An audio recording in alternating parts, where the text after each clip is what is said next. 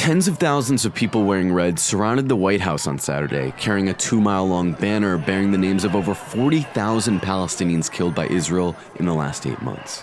Similar marches took place on the West Coast and around the world.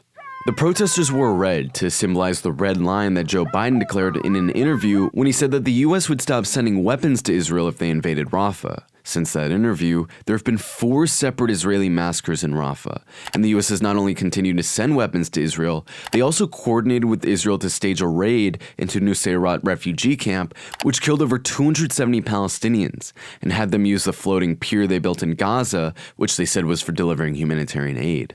The Biden administration is hoping that voters will look past all this come election season, but this seems unlikely.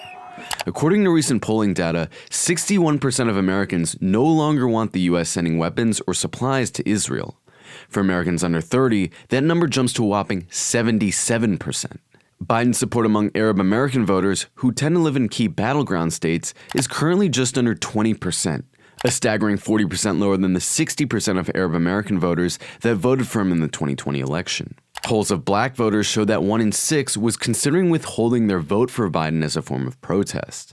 The American Methodist Episcopal Church, one of the oldest and most influential institutions for black Americans, called for an end to all financial aid to Israel in February, and just last week, the NAACP called on the Biden administration to end all weapons shipments to Israel.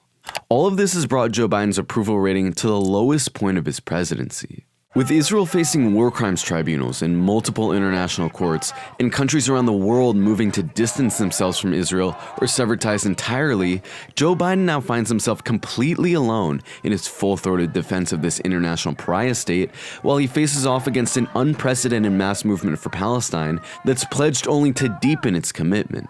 We're not even going to say they're complicit anymore. They are directly responsible for the murder of Palestinians in Gaza. They are committing the genocide.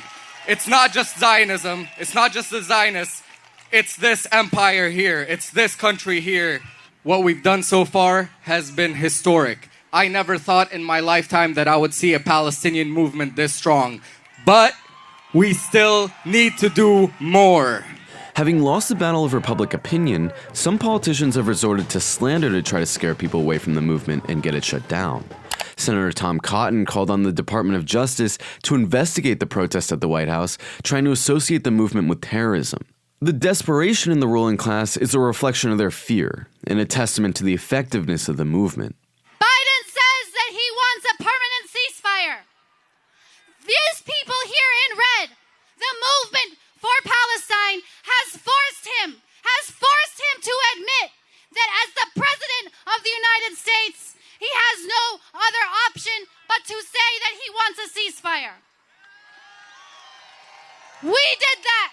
The UN Security Council just passed a resolution sponsored by the United States for a ceasefire in Gaza. The proposal is almost identical to the proposal that the Palestinian resistance accepted weeks ago, and Hamas has, once again, expressed openness to the deal, contrary to the Biden administration's insistence that Hamas is the one holding up the deal. Biden knows that the vast majority of Americans in the world want to see this genocide end, which is why he's giving it lip service, but people haven't been fooled by that. So far, there hasn't been a ceasefire because Israel's opposed any ceasefire deal that would keep them from returning to war as soon as they get their captives back. If Biden actually wanted a ceasefire, he could pick up the phone tomorrow and tell Netanyahu that his red line is going into effect, that Israel won't get another bullet out of American taxpayers, and that he needs to accept the deal immediately.